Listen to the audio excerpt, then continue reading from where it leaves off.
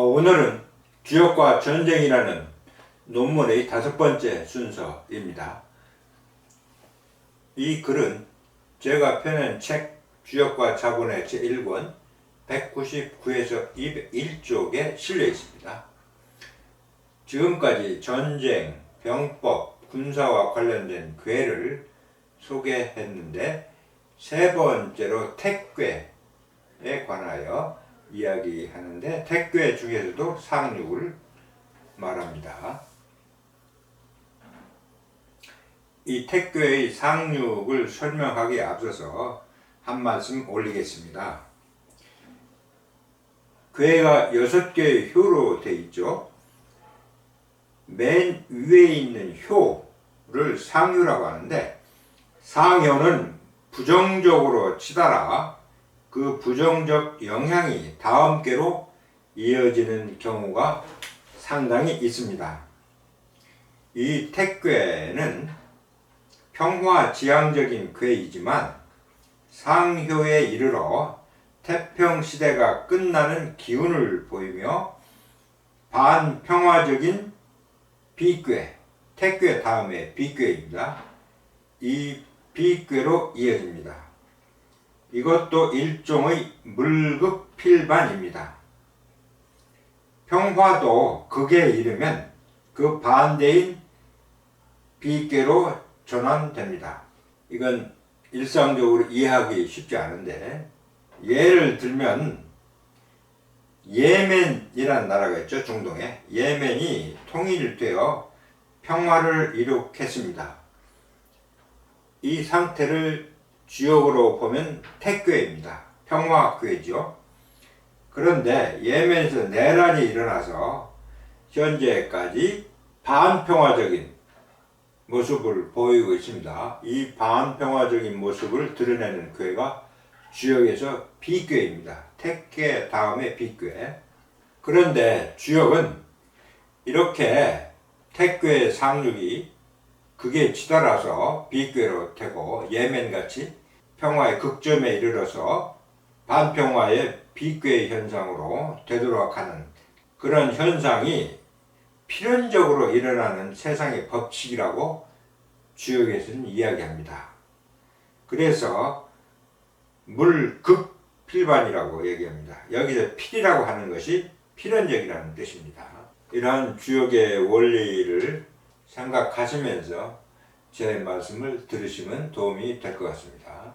택괴의 상륙에 관한 설명으로 되돌아옵니다. 이것은 택괴 상륙효의 말씀, 즉 택괴 상륙의 효사입니다. 성이 무너져 다시 해자가 되니 군사를 쓰지 말라. 고을로부터 명을 받으면 고다도 부끄러운 일이다. 소상전에서 이르길 성복 우황은 그 명령이 어지럽다는 뜻이다. 이 말씀에 대한 정의 선생의 해설입니다. 해자를 파낸 흙이 쌓이면 성을 이룬다. 마치 치도를 쌓으면 태풍을 이루는 것과 같다. 그러나 태평의 시절이 끝나면 장차 비색의 시절로 반전되면 마치 성터의 흙이 무너져 다시 해자를 메우는 것과 같다. 택괴 상륙의 상은 태평의 끝이요 육은 소인의 처지로 행함이 장차 비색할 것이다.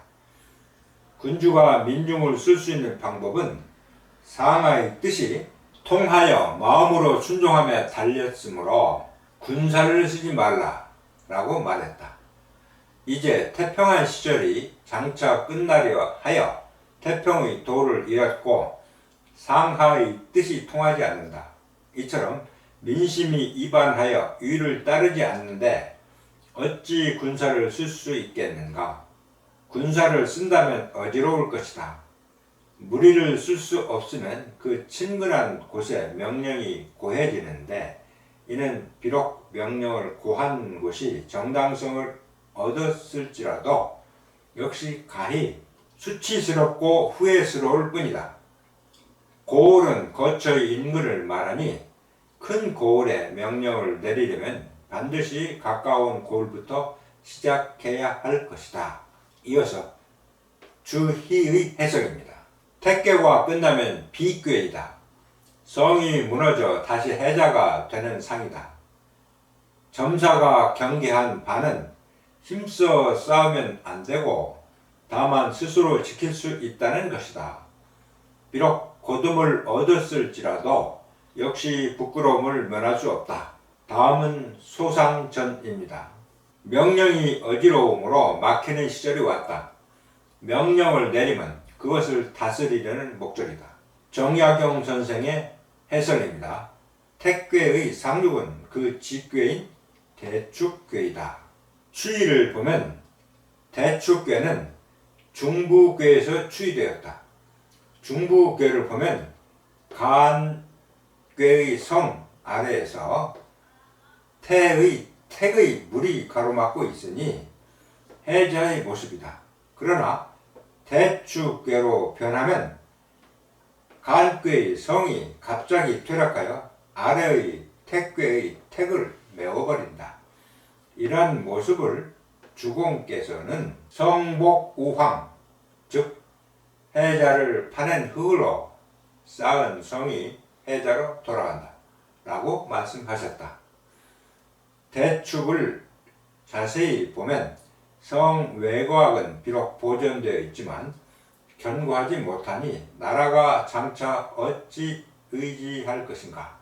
성을 쌓는 방법은 땅을 굴착한 흙으로 성벽을 쌓고 굴착된 곳은 해자가 된다. 그러므로 성이 이미 무너졌으면 그 해자를 다시 메운다. 이는 그러한 상이다. 대축괴는 상하가 진의 군자이어서 건실하게 행하니 만약 일을 맡으면 주관할 수 있을 것 같다. 그러나 중부괴 때의 간의 성의 독실함이 대축에서는 퇴락하고 도리어 간의 미만 의구하다. 그래서 그 전교가 잘못을 고치는데 인색하다. 그래서 부끄럽다는 뜻입니다.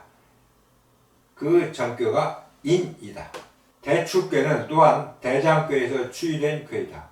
대장괴를 관찰해보면 8괴의 건의 군주는 4괴에 있으면서 밖으로는 진괴의 장수가 국경을 넘어 출병하고 곤괴의 민을 영도하니 군사를 행군시키는 상이다.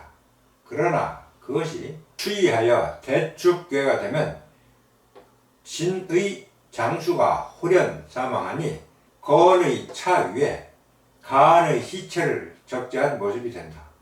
이는 사괴 6호의 시체를 실은 수레와 같은 상황이다. 그래서 주공께서는 효사에서 군사를 쓰지 말라고 말씀하신다.